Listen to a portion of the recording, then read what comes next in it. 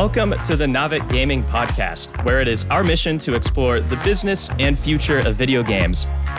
We bring together the industry's brightest builders, investors, and thinkers to keep a pulse on current events, dissect emerging trends in games, share lessons learned, and have a great time. This podcast is also part of Navic's growing ecosystem, which ranges from free and premium research to consulting and advisory services. For more information, visit www.navic.co. Now, let's jump into the episode. This episode is brought to you by Coda Payments. Free-to-play game monetization can be a weary endeavor for game developers, especially for publishers of multiple titles. I'm here with Neil Davidson, Executive Chairman of Coda Payments. Neil, why should games teams look to Coda Payments to solve their payments needs? Last year, the two major app stores collected more than $30 billion in fees from mobile game developers. Coda helps developers collect some of their revenues outside the app stores, keeping more of the income they generate for themselves. We offer a set of solutions that allow developers to collect payments on the web, either on a website that they operate or on one that we do. Either way, players can choose from a range of more than 300 payment methods in 64 territories. We help some of the biggest mobile game developers in the world generate more net revenue, and we'd love to help your listeners do the same. Awesome. Well, thanks for sharing, Neil. And if you, our listener, want to see how Coda Payments can help solve your monetization needs, head to codapayments.com or check out the details in the show notes. And with that, let's jump into the weekly roundtable. Hello, everyone. Welcome to another Navic Roundtable. I'm your host, Devin Becker, and today I'm joined by great panelists, as always, especially the lively Aaron Bush, co-founder of Navic. And we've got Anil, also very lively, co-founder of First Light Games, and then Jonathan Anastas, CEO of Clash TV. How are you guys doing today? Doing great. Excellent. Thank you. We're great too. Everyone's having a good time. Awesome. Well, we got some great topics today. A lot of stuff to actually talk about. There's been a lot of kind of updates, people putting out press, things like that. We've got Sony's showcase, which was, I think, a pretty big deal. Bungie actually resurrecting their Marathon franchise. Pretty interesting. Capcom making a bit of a resurgence. And Nvidia going pretty big, especially on the stock market, I would say. But yeah, why don't we get into the Sony showcase? Yeah, so I can kick this one off. So last week, Sony had their first major showcase in a couple of years. And as you can imagine, it was packed full with lots of different games, and you can kind of piece together some of the directions they're trying to take things. Most of what was showcased was actually not Sony exclusives. It was a lot of just other major games that are coming out from major publishers like franchises like Assassin's Creed or Alan Wake 2, et cetera. Just lots of different games. But, Sony still beat Xbox to the punch on unveiling a lot of those. So good for them. But, some of the most anticipated exclusives that aren't even necessarily new, but that were just showcased in more depth were games like Spider-Man 2, Final Fantasy 16, which is coming out shortly. And then, of course, Street Fighter 6, which I'm sure we can get into more soon. I know Anil is a major fan. And also, you can clearly see the higher investments into live service games, too. And that was a major trend that I noted in the showcase. It wasn't just the traditional single-player experience, but much more live service as a percentage of what was being shown. And we can dig into that more soon, too. But also just a couple of high-level trends. There were lots of new games for PSVR. They're saying that it's had a higher selling rate than the original PSVR, which, I'm kind of surprised, kind of not, because the bar was so low in terms of the attach rate for PSVR. And it was obviously more of a first gen, the tech, not quite where, many people would want it to be. And so seeing them outsell that with the PSVR so far, sure, great. And if they're going to continue to support that with lots of games, I think it's good for continuing to see what's possible in that medium and, continue plugging away at R&D until it really is prime time for whatever that, gaming in VR is eventually going to be one day. And then beyond that, we've talked in the past about Project Q, I think they call it, which is their handheld cloud, gaming, device, which, there are definitely mixed opinions on how interesting that is, how important that will be to Sony, or even what it says about the direction that they're trying to eventually go with handhelds. They didn't say much new about it other than just saying, yeah, this is a thing. Like, all the leaks are out, so we'll confirm it and we'll tell you more about it later.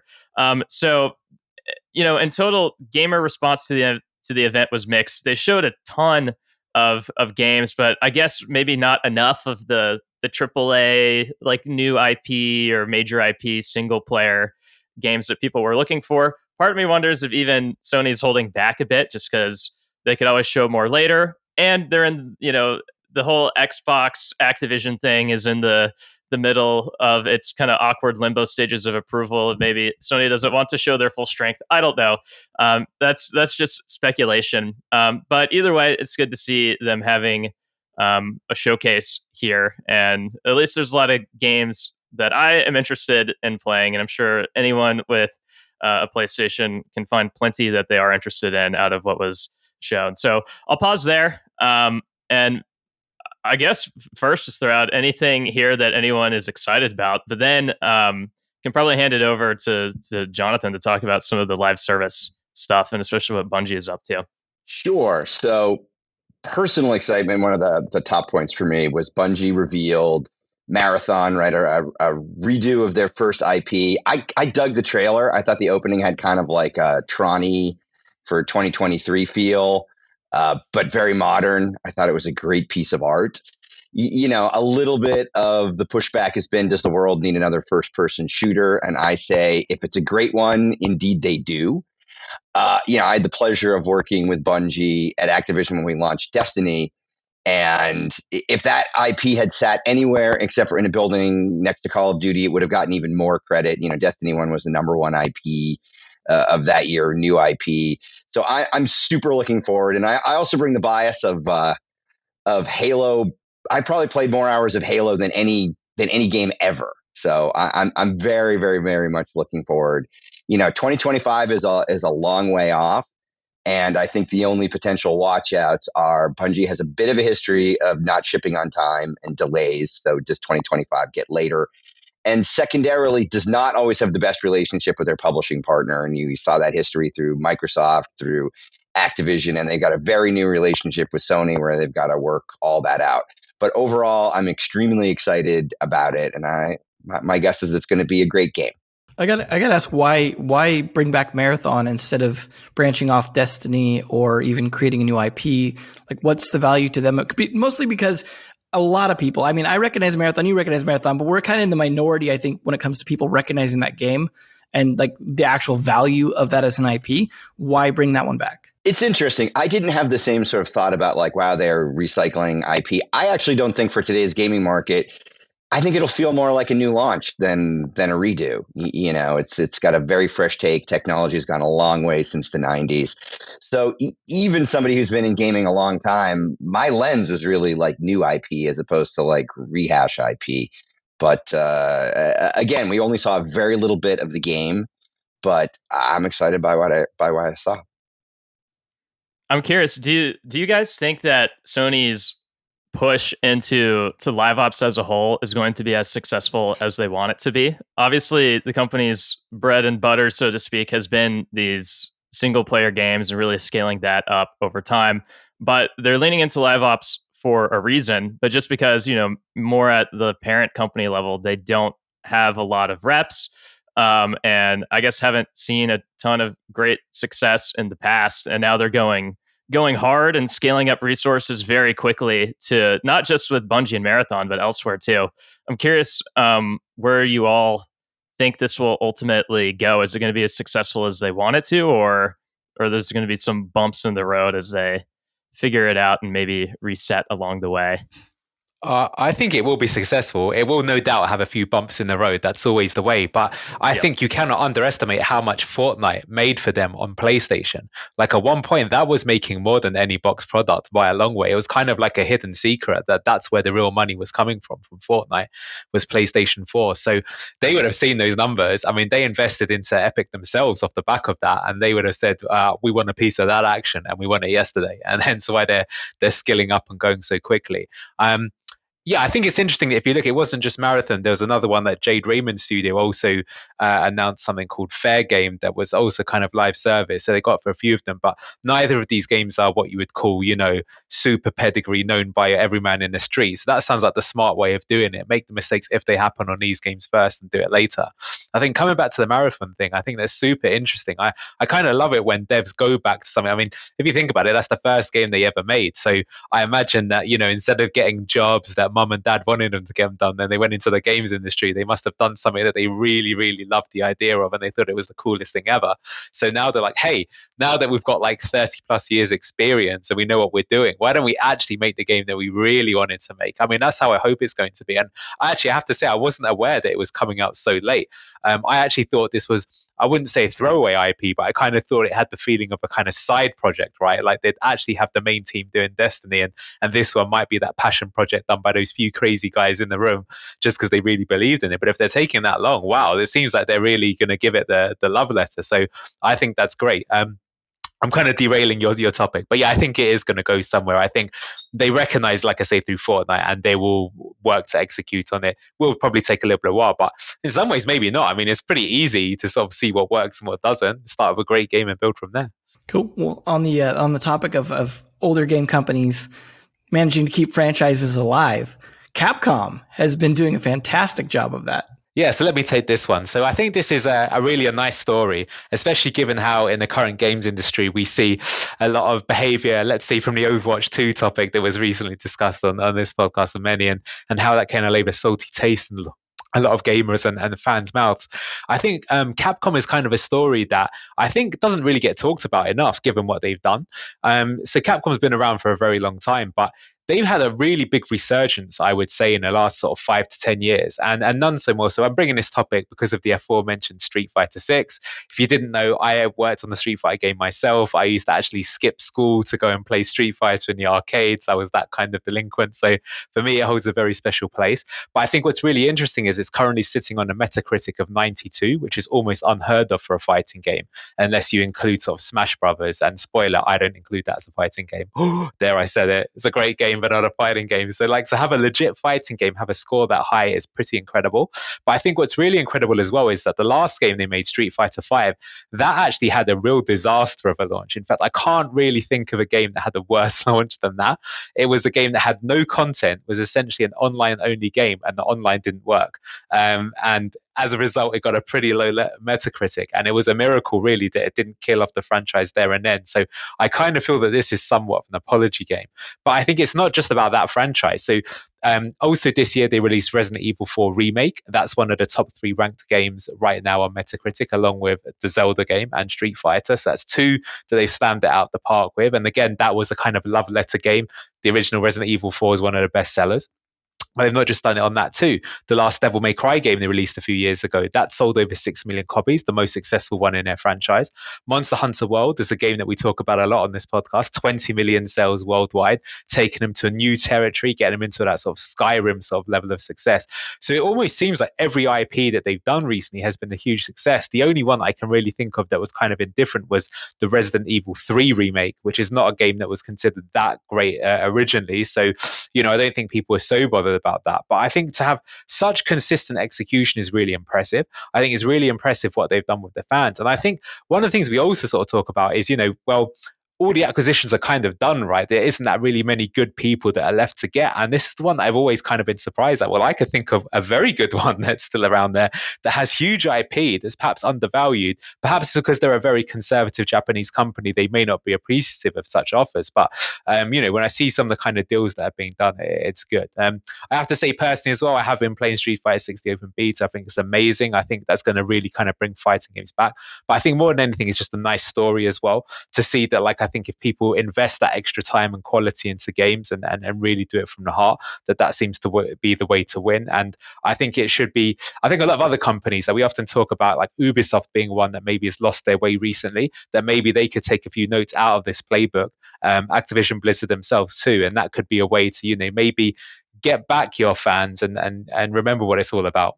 And I wondered, for the rest of the panel, if you are buoyed by their success and if you think there are any other lessons that other companies could learn in this instance. Like you, I'm a huge Street Fighter IP fan. Same thing, same sort of delinquent. Grew up in the arcades playing it. I love the look and feel of Street Fighter 6. I'm super excited about it. I also thought an interesting feature was bringing in modern control scheme, right, to sort of like make it easier.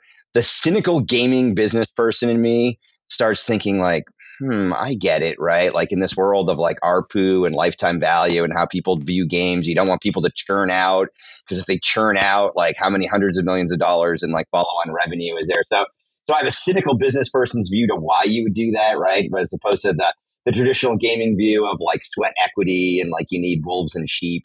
But if it's easier for a beginner to go in and like do the badass moves, I'm all for it, and Capcom will make some more money over it. I also think you brought up a couple of interesting points. First, I had not threaded together all of those IP wins the way that you just did. And it really reframes the way I think about Capcom. And you're right, like who's really got a success string like that? And especially, I think one of the knocks on these traditional Japanese publishers have been that they're very top down from a global perspective and very directed. And some of those top down directives don't necessarily resonate in the West in terms of like marketing and creative assets and the like. And to sort of see that stuff resonate globally so well is very impressive. So I had not really paid too much attention to Capcom as a business, and so when I saw that Anil put this on the docket for today, it was a fun excuse to go dig into the history here a bit. And I didn't realize, for instance, that Capcom over the past 10 years, like its stock, for example, is up over 10x. Which is, it probably makes it one of the very best performing like publicly traded games industry companies, period, in that time, which is pretty remarkable. And I think now it has something. It's like a $10 billion market cap if you take it from the Japanese yen to dollars. So it really has grown into like a really important and major player. But I didn't quite understand either why, like the full history of like, 10 years, 15 years ago, Capcom was on a pretty major losing streak and losing its trust with fans across basically all of its major franchises. And, made several changes kind of in the 2010s era to kind of make what we see today possible. And so digging into that, I thought was particularly interesting. So for example, in 2010, Capcom said that they would stop outsourcing new IP. Apparently, they had outsourced all of their IP to more like Western studios where there are, language barriers, time zone barriers, and honestly, even just probably like passion barriers for like what different teams want out of IPs. And so they stopped doing that for new IPs, but I think, since have made it most everything. And even along that time too, I think they shut down their Vancouver studio and just brought all of the development back in-house in Japan itself. And so I think that has had pretty outsized impact for them too. But also, you can see that when Resident Evil was hitting its stride again and turning around. So this is like around the launch of Resident Evil 7, which was a more refreshing take once again on Resident Evil, which was being made at the same time as the Resident Evil 2 remake. That was all occurring alongside the launch of a new game engine that they built internally. And so they were investing not just in making sure that the content is created well, but really making sure they have the infrastructure to make the content that they want. And so they're investing very heavily in that at the time.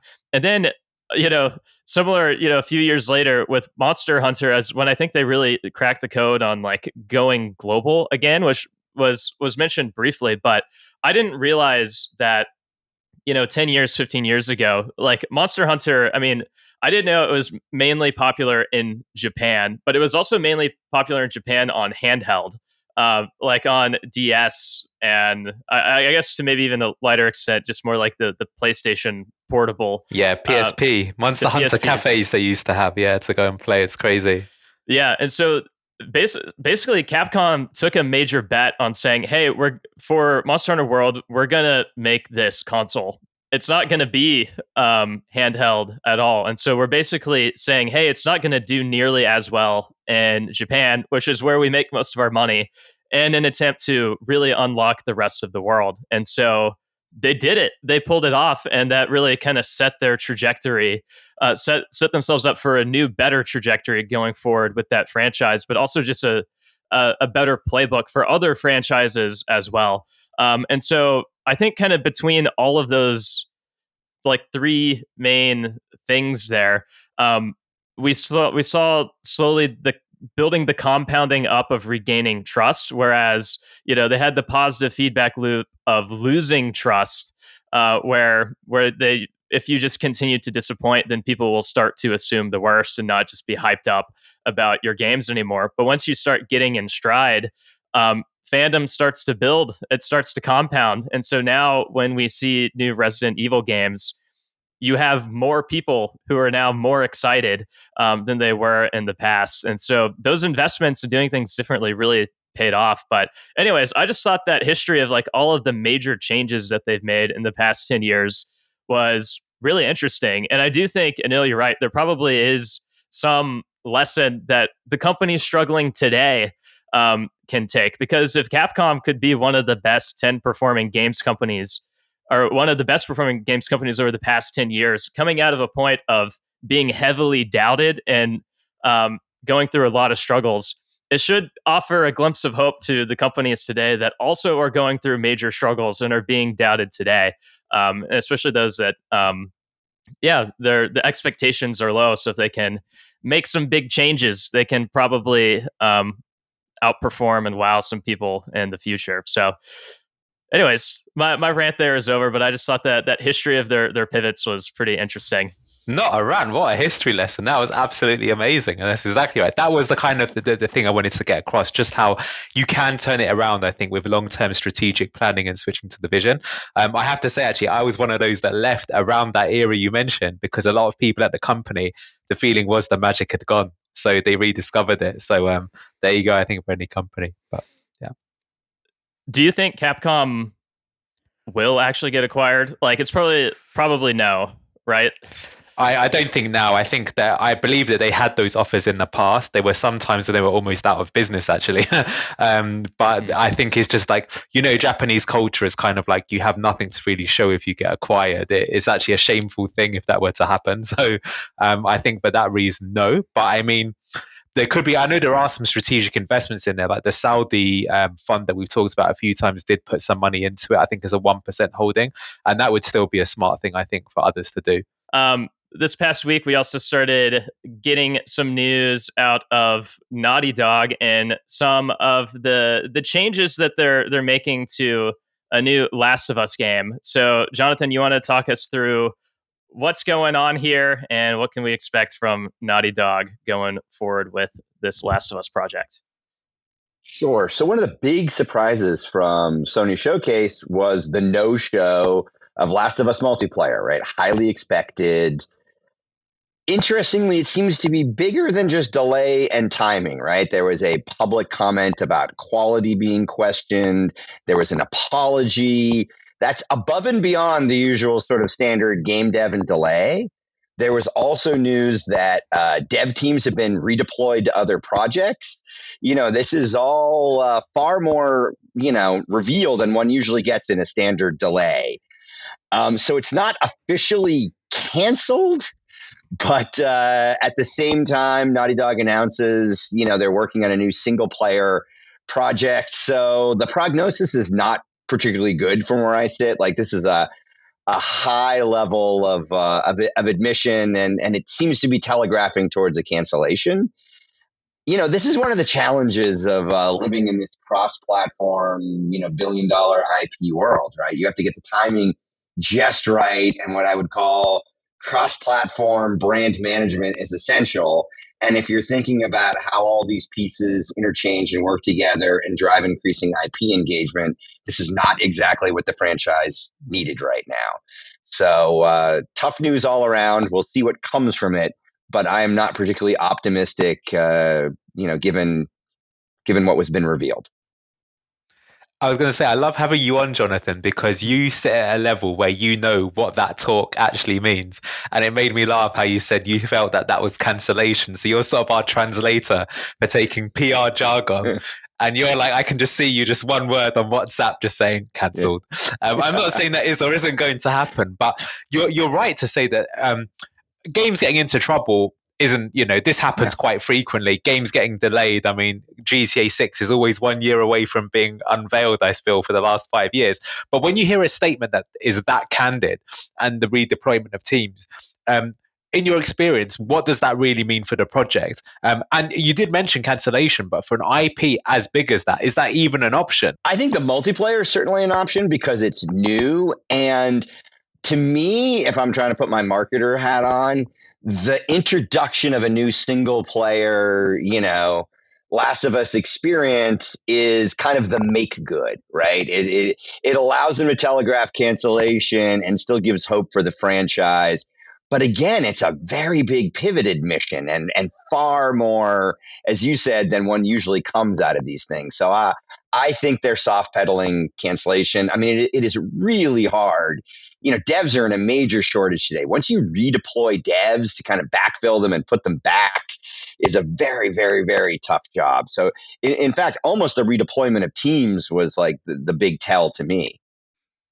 Would a statement like that even be used maybe to kind of rectify morale, maybe within the teams themselves, to make a statement like that? How it's rare, but I have heard of some instances where there's a particularly hated creative director or publisher or something like that. Yeah. And just making that statement is actually done for the team on the ground floor to be, okay, finally they listen to us. Yeah. I just answered. And this is, a AAA proven 20, 30 year plus developer who knows how to navigate this stuff. Like, these guys are as savvy and sophisticated and experienced as anybody. So to have this level of comms out of like a legacy AAA studio says a lot.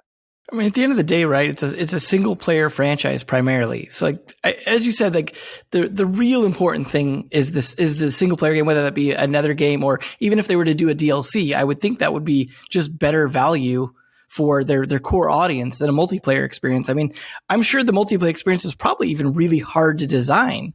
Right? Like, how do you design a multiplayer experience for that particular type of game? But I imagine they were like hoping to maybe even further capitalize on the popularity of the franchise right now. But that seems like a risk. And I wonder if they cancel it now, like, will they ever even reattempt it in the future, or just go, you know what? Sorry, this is a single player franchise. We'll make two of us the multiplayer franchise, right?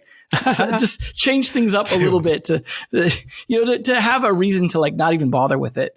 And you got to wonder too, like, what did they say what the other people are deployed to? Well, I mentioned that's the single player, but I mean, this comes back to Aaron's point at the top of the show. So he said, what did he think he'd foresee any bumps in the road of Sony's strategy of going live service? And perhaps this is the answer, that is one right now, because to answer your question as to like why they would even take a beloved single player IP and want to make it multiplayer, I guess is because exactly that. We talk about all the games that we listed at the top of the show, Marathon, Fair Game, they're not AAA, right? Last of Us is. That's one that's going to be get people into this live service economy. And I guess the people who are working on a game, that's not what you really join Naughty Dog for, right? To make a heavy systems-based game. It's all about the narrative and the experience and the emotion that you make people feel. So very big kind of clash of cultures. I would imagine it's all speculation, but very interesting, isn't it?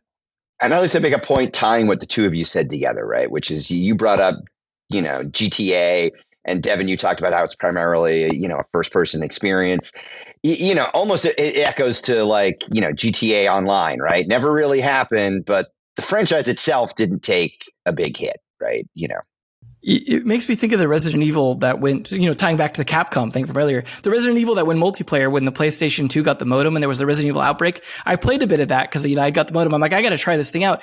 And the way people played that, right? You take a single player type experience and you make it co-op when it was just never really crafted for that sort of thing. It was just people speed running.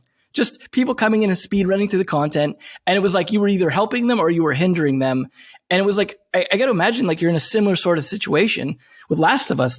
Do you just make it so people are co-op and hope that it's the same level of tension and drama and story for those 2 or 3 or whatever people? Or is it just a totally side thing that really doesn't actually even feel like the main game? Because that's what Outbreak felt like. It felt like a totally different game, but in the same setting, even though it was trying to be a typical Resident Evil game. And I mean, I don't have the numbers, but I don't think that game did particularly well for Capcom. Well, again, it speaks to your point about design experience, right? Capcom did also try to make a franchise called Lost Planet, and that's one of the few that they will not be continuing because it bombed pretty hard after the second one. And a similar idea, that was a Japanese developer trying to make a first-person shooter, of which they had limited to no experience in it. They did once try to make a racing game as well called Auto Modelista, and I think it's the first and only racing game they will ever make, because it turns out that, if you want to make a genre like this, having years of experience is important. So I think it's just one of those situations how it goes there. But that said, some companies are able to do it, but it's a marathon, not a sprint, right? In Bungie's case, very much a marathon, right? But yeah, you have to take a lot of learning. Well, speaking of companies that struggle with delays and poor deliveries, potentially, CD Projekt has had some updates recently. If you want to dig into those, Aaron. Yeah, so they recently unveiled their latest quarterly earnings, which revenue is down decently, 19% year over year, but they still generated about 40% profit margins. But anyways, with a company like this, their financials ebb and flow with the timing of releases and such. So you can't overly cling to what the number is in any given quarter. And what I find more interesting here is to look at what the development teams are engaged in. And there's actually some parallels here to Naughty Dog that I think are interesting too. But if you look at what has gone down in terms of what the development teams are less engaged in compared to the year ago, so it's support for Cyberpunk 2077, Gwent-related projects. There's been a big pullback on The Witcher Monster Slayer.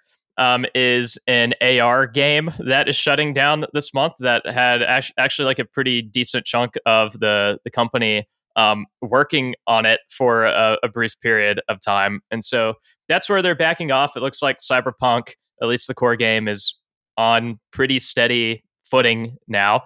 It took a while, but they are there. And what's gone up from what the development teams are more engaged in is Phantom Liberty, which is the Cyberpunk expansion, which is going to get showcased more soon, I think, at the Summer Games Fest thing. And I forget the exact timing of the release, but we'll learn much more about all the details soon. And so I think half of the company is working on getting that project over the finish line right now. But also the other main thing that has gone up lately is Project Sirius, which is their code name for basically a multiplayer Witcher game, which is being made by Molasses Flood, which is a team that they acquired, I think, somewhat recently, and they've had some layoffs there as they've been making some changes. But anyways, here's another leading franchise trying to attack multiplayer, trying to get into live ops in some way. Obviously, CD Projekt, like Naughty Dog, has done an incredible job for the most part with single player games, especially with The Witcher and Witcher 3, which was game of the year in whichever year that was. And so it's just interesting to spot the pattern of these companies really want the recurring revenue and engagement that comes with live ops, especially for a business like this that it doesn't have the luxury of Naughty Dog being part of the entire Sony umbrella, where the lumps, you don't really see them quarter to quarter in the overall financials. But for a company like CD Projekt, where the occasional mega releases make or break you as a company, it makes sense that they would want to, at least in theory, find more of these recurring revenue live ops types of projects. So personally, probably similar to what we've seen with multiplayer Last of Us, I am kind of skeptical on a multiplayer Witcher game.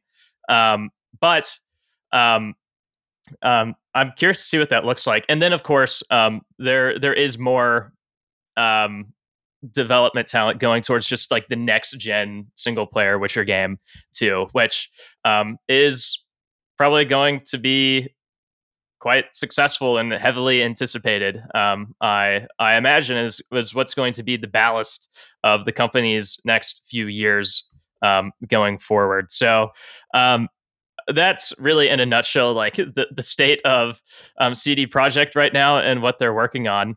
But I'm curious to hear your takes on this, which is that, just given that the company is going back to its roots with The Witcher, Cyberpunk looks to have stabilized, but I don't know if they're going to continue to reinvest in it heavily longer term.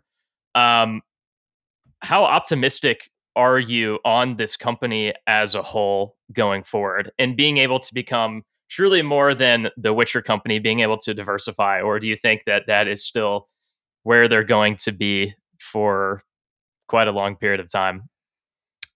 I think to answer that one, a lot depends on this Cyberpunk expansion, because we kind of talked about kind of apology games earlier, and Cyberpunk, I think, would rival Street Fighter V for worst console product launch, especially with the hype that it was given. I don't know if you remember playing it, but it was such a disappointment, crashing all over the place, especially when, you understood it was their dream game to work on it. I think if you play the game now, actually, you would think what's all the fuss about is pretty good and it's pretty stable, right? But that's because it's been silently been bug fixed for so long.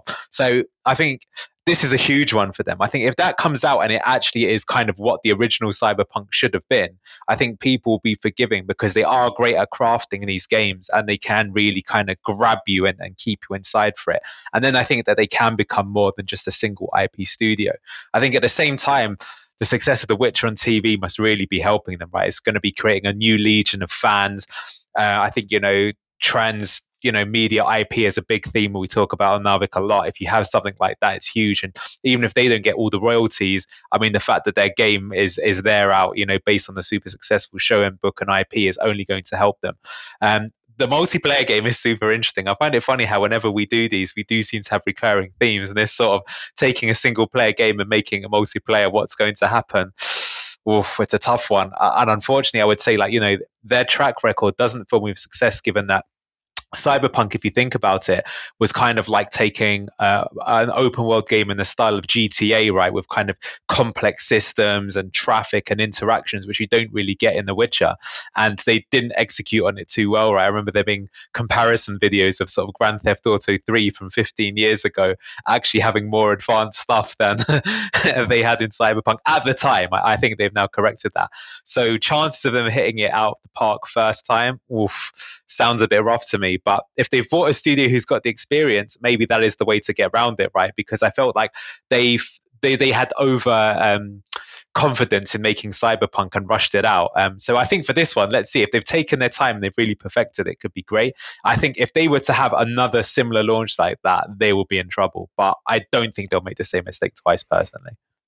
Yeah, and I want to echo a little bit of what both of you said. I mean, I think, Aaron, you made a great point, which is, analyzing game stocks. It's all about launch timing, right?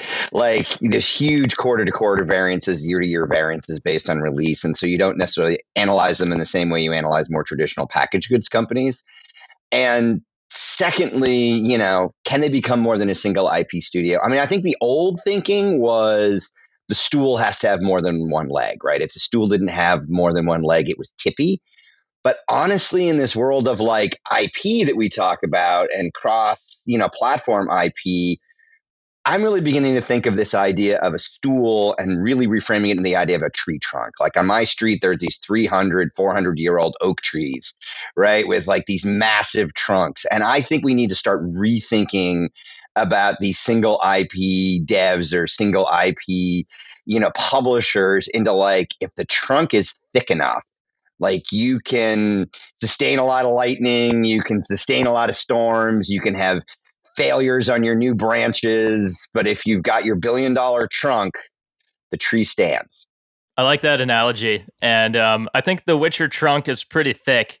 They just passed 50 million units sold, which is not many games get to pass that threshold. So that's pretty great. Lastly, I just want to ask if Cyberpunk, the IP game, that franchise, was a stock or was a company, and you're looking at it right now, is it a buy, a sell, or a hold for you? But depends how much you like gambling, I think, because it could go either way.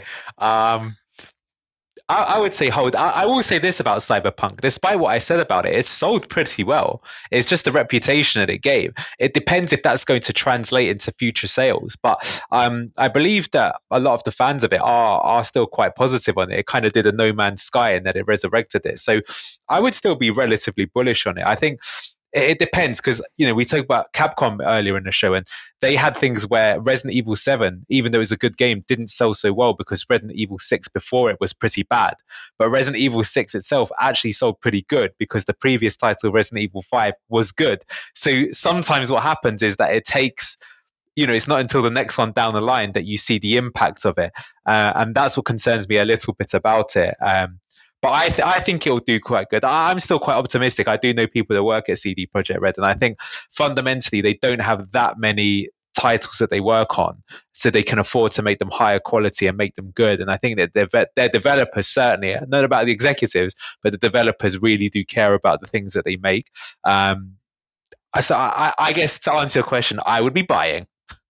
Interesting. I'm gonna kind of stick with my theory, which is if you're spinning it out as a standalone IP or IPO, really, I'm a sell. But if you think about it as like a business unit supported by the massive resources that The Witcher allows, it's a buy or a hold. How do you guys factor in the kind of resurgence that the game got from the cartoon or the anime on Netflix having, I think, a really strong positive response? Because not necessarily, maybe that didn't drive a ton of follow-up sales. I know that definitely drove some, right? But at the same time, like, it drove, I think, a lot of interest in the IP to the point where, like, people are like, they kind of screwed that up, but they did fix it. Maybe I'll stick around and see what they do for the next thing, right? Like, as you guys mentioned, see what Phantom Liberty does. And if that does really well, I would imagine that would be a strong indicator of like, hey, we've still got something here. We goofed a bit, but we've got something we could do something with. Like, it reminds me a lot of like Battlefield 4, right? When they just hosed that game and they're like, we're just going to keep working on it until it's good. And they did, right? And they made that game good. Yeah. And then they did kind of the same thing with the most recent Battlefield.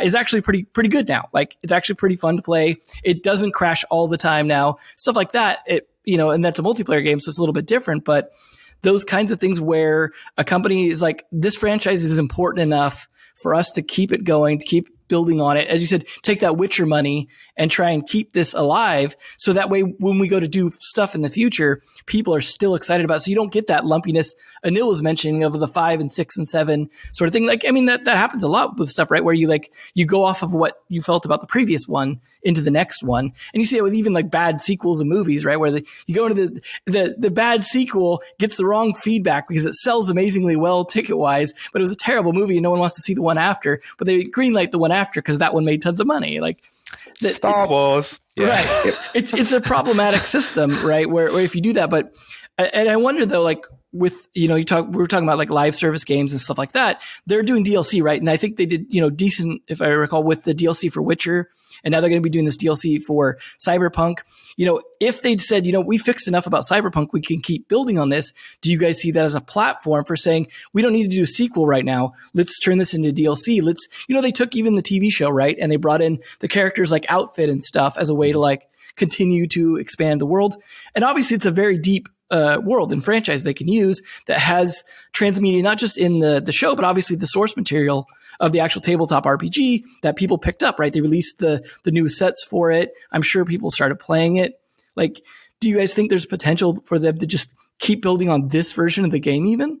I do. I think you've made 3 separate but very interesting points together. And I want to sort of like reiterate each one of them because they're all important. You put them together. You talked about the Netflix show, and I am always a fan of free cultural conversation and sort of like free marketing funnel, right? For lack of a better word. So that's an important point. Secondly, you talked about the value of just kind of like grinding it out and slowly improving the game. And I also think you have a flywheel effect. If you've got the cultural conversation piece that are always sort of driving some people back to the IP as you continue to improve it, talk value gets better. And then you made the third point about like, do you just keep building on the world you have once you have, live ops and live services games? I mean, the dream at Activision was always like, can we stop spending $300 million every year making a new COD and just have like COD World, right? And they haven't done it yet. And you can kind of get to like much better profitability, right? Without the cycle of new things. And potentially they all tie together because if we, you go back to, and Neil keeps doing a great job coming back to the themes that we have here. If we keep talking about these trans universe, like mega franchises, arguably as you cycle through seasons of television shows and seasons of movies and seasons of DLC, that builds an ecosystem that becomes more conducive to move away from annual releases. But like that, you've just thrown the furthest stone down the road, which I think is arguably the most important stone, right? Because it could make all of these game publishers and devs way more profitable in the long term without these huge, lumpy, singular dev lifts. But each one of those points is interesting. But if you tie them all together and kind of toss it down the road a few years, and your gaming experience becomes as always on, right, as like the rest of our lives, you've got something very interesting. Well, I do hope it happens as a big fan of the franchise and just the aesthetic and everything like that. So I hope, it would be great if they want to make that multiplayer someday. I'd be okay with that. I'd be okay with them trying that, even if they fail miserably, right? Like we saw some early attempts at GTA, like sort of hacked multiplayers, right? And like, I almost wonder if that actually helped them figure out GTA 5, right? Where they're just like, hey, let's see what works and what doesn't in these terrible mods, but we can see like where we could take this franchise into interesting directions. And, obviously they're going to be experimenting with that with The Witcher to an extent. And maybe that bleeds over. Maybe they go, hey, you did a good job with The Witcher multiplayer. Maybe we could bring you over to help make the Cyberpunk multiplayer, even if it's a spinoff, just to continue the IP. But speaking of high rendering quality and NPCs that don't work the way you expect sometimes, Nvidia had some pretty impressive demos and interesting stuff to talk about recently. Yeah, and I can keep this one short. I just think it's kind of cool, kind of fun. So Nvidia recently built a demo to help promote its Nvidia Avatar Cloud Engine for games. And in the demo, you talk to the owner of an in-game ramen store who was given information about the environment, like what's going on in the world and how it affected his ramen shop and things like that. And I would say the dialogue itself isn't special, and it's not necessarily better than a normal dialogue tree than if you press buttons. But what's cool about it and what's new is that the characters are reacting to real language being spoken to, and then talking back to you in the game using what their dialogue options are, or coming up with it in real time, given the information that they know with whatever parameters. And so that's just kind of cool and kind of new. I don't think we've seen that before in video games. So it's just fun to flag when there are like these real innovations that are happening, even if it's still going to take some time to actually make it into the games that we know and love.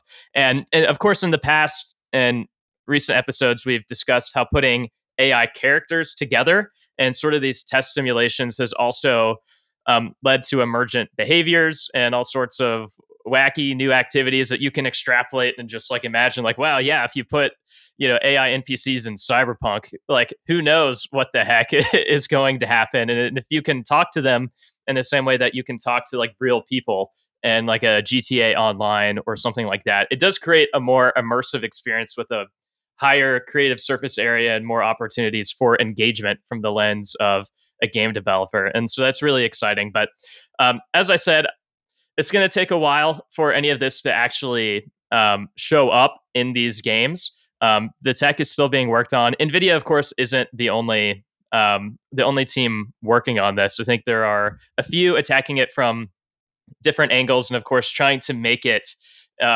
into like tools that are actually useful and easy to use for developers who are just kind of plugging them into where they want them in all of the different ways. But it is really exciting to see. So just wanted to call that out. If anyone has any further comments, we'd be happy to hear them. But I know we're nearing time. I just thought it would be fun to mention. Yeah, just as a funny aside, I had somewhat recently rewatched some stuff about Peter Molyneux that was talking about, I think it was Project Milo, his demo for the Kinect that was like an AI thing. And it felt very similar to this demo, right? But the big thing about that one is it was very staged, right? And it was also meant to use the Kinect and see you as a person and stuff like that. Obviously, like totally not doable for the time, but it was a cool idea. But it makes me wonder again, how much of this, like maybe it was like, totally unscripted, but how much of it was planned? Like how many times did they test, if I say this, will it say this back and things like that? And you got to imagine that's the big problem with this is like how much they have to keep the rails on, at least when they're demoing it, right? So it was such a short demo that showed so little that it's like, it makes me a little skeptical of this being like as big a deal as they want it to be, because obviously they're trying to, push their tech and what they could do to help. Like it's a cool idea, but I get a little bit of that Peter Molyneux feel from watching that. Oh, you're totally right. 100%. I mean, anyone who toys around with ChatGPT, for example, knows that it doesn't always do a great job of giving you what you're looking for, and sometimes goes in weird directions. And especially if you prod it to, it can get off the rails. And so, of course, every LLM is going to go through that type of curve where just dealing with people and all the crazy things that people can throw at them is complex. So setting the right parameters to, like, within whatever box developers want to give back appropriate responses, that's going to take a lot of time. It's going to take some time to really make that smooth and appropriate and all sorts of different contexts. But I think it's a start, which is exciting. And clearly everything is moving fast right now. So we don't want to ignore that it's happening, even if we're skeptical about the near-term implications of it, is, I guess, my frame on it. Yeah, and the long-term interesting thing is when it goes from being the ramen shop owner to like the guy selling stuff at the armory, right? Like sort of taking your money. Like I watch Alexa trying to take my son's money almost every day, like in real life. So, when characters in games are getting you to buy stuff based on what they know you have bought and what your weaknesses are, and are calling out, hey, you got stuck at that point in that game, and if you buy this, you'll get through. Like that's when this stuff starts to get really interesting. And I'm telling you, I'm starting to see Alexa do it. Oh God, the idea of the game like conning you into monetization, like it's bad enough as it is, right? With in-app purchases where there's all the tricks to try and get you to do it. Imagine the NPC just lying to you and being like, this will totally defeat that boss just to get you to make a purchase. Even if they're not lying. I mean, if they're lying, even more. But even if they're not lying, like this can really up ARPU. Well, definitely seems like Nvidia's hoping that will be the case, right? But we actually have a mailbag question. I think we wanted to make sure we got to because it was from a little bit ago, but we wanted to make sure that we had a good answer for you. It's a little bit long, so I'm going to read the whole thing out verbatim, but a couple of questions all kind of packed into one regarding when we talked about Zelda previously. It was, and then just read it out verbatim. It was any commentary on how Nintendo has been able to keep Zelda relevant and so successful as an IP recently, past 5 releases, asking this more from a product lens, or in other words, how is Zelda differentiating the product from version to version? And what can the industry learn from them when it comes to increasing IP longevity and doing sequels? More specifically, what can mobile free-to-play learn, especially when we have companies like Rovio and Cybo just fumbling with their Angry Birds and Subway Surfers sequel strategy? And finally, is Zelda actually growing its audience over releases? Any numbers to help back that up? And of course, I think a lot of this ties back to some of the conversation earlier as well. Yeah, so I can kick this off with some data, at least, to kind of set the scene for answering some of this. So if you look at the units sold data, the Zelda games from the very first one through the Wii U 3DS era, they all sold within a range of like 2 to 8 million units, with ups and downs and peaks and troughs along the way. And there are a couple sales patterns here to keep in mind that I think just kind of help understand how Zelda has evolved over time in accordance with Nintendo's evolution itself, which is one, the sales of these mainline Zelda games often correlate with where Nintendo is in its hardware cycle. So naturally, new Zelda games on new consoles have historically performed among the best. But that range of sales also totally depends on the success of that generation. Like the Zelda did not sell well on the Wii U because the Wii U did not sell well, right? And so in that time period, Zelda did not increase its audience at all, and in fact, shrunk it quite a bit. And from a product design standpoint, which I'm definitely not, the foremost expert on this, and haven't even played all of these Zelda games, but Zelda, like many Nintendo games, leans into the capabilities of the hardware that it runs on, both in the sense of from like motion sensing on the Wii to the dual screen touchscreens on the DS, and of course there are patterns for all of these. But a lot of times, how Nintendo has thought through its game design and how the control schemes work and things like that, it's just totally dependent on the new features that they're trying to unlock with the new hardware that they have pushed out. And I think doing that has helped Zelda stay fresh over time. But the other thing that I just want to point out here is that Breath of the Wild, which of course is the first main Zelda game on the Switch, and which innovated by going more open world, less linear storytelling, and unlocked new mechanics because of that. It sold 30 million units, which is way, way, way above what any Zelda game had done before it by multiples, which is a remarkable achievement on one hand. But it's also important to realize that the timing of that too, in accordance with where Nintendo was in its hardware, the Switch took together, basically merged console and handheld into one. So whereas in the past, Zelda games typically were just sold on one or the other, and therefore had more limited sales because of the hardware that they were on, it really was the first time that on handheld and playing on TVs, there was one Zelda game for it all. And doing that on a new console, unlocking new capabilities in an open world way, really did unlock new audiences for this game. And that has carried forward into Tears of the Kingdom more recently, which sold reportedly over 10 million units in its first 3 days, which in its first 3 days already became the second best selling Zelda game of all time. So the data does point very heavily towards, yes, Zelda has been able to grow its audience almost entirely in the Switch era, compared to the past, which is pretty remarkable. So that's kind of the data to underline this conversation with. But I'll open it up to the rest of the panel on if anyone has more thoughts on how Zelda has stayed how it has stayed relevant, or in particular if there are any parallels that free to play can learn from Zelda, which I'm unsure of personally.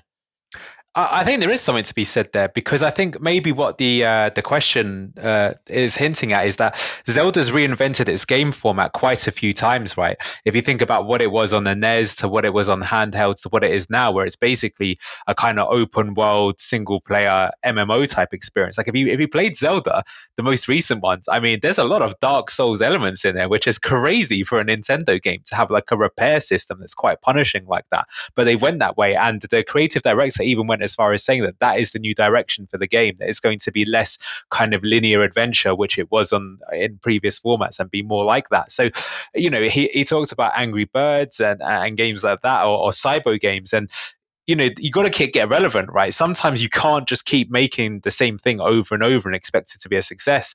Again, coming back to Capcom, Resident Evil, that's a game that's changed 3 times from being tank controls to shoulder cam to first person, and they've had success doing that each time. It's much harder to do in free to play, though. The big reason why people don't really do that is because it's so hard to make a free to play success that people are extremely hesitant to change. And sometimes you change it and you just make it worse. And people like to stick with what's working, and kind of going with Jonathan's kind of like strong oak tree in the middle, right? That's normally how those kind of IP are. Like, you're much better off just doubling down on your game that's already working in the live service economy rather than trying to make a second one because it might cannibalize sales or not work as well. And actually, to be fair to Rovio, they've done that many times with Angry Birds, right? They have an Angry Birds RPG that's been semi-successful. They had a puzzle game that actually got into the top 50 top grossing. So they had relative success with going in other worlds, but it can be kind of dilutionary in terms of how it works. But I think definitely it's something that now that we're getting to this kind of point in time where IP is lasting a long time, like the 10 plus years range, I think you have to keep relevant and be aware of changes and what new generations, if you want to bring them in, how to make a game that's relevant to them, which is the modern controls that we talked about earlier as well, kind of tying back into that. I also suspect, and I'm curious what you think about this, Anil, too, that it is limited, the lessons you can learn from Zelda sequels to apply it to free-to-play sequels. Not even just because it's, one is typically on mobile and the other one is, console or handheld and another way.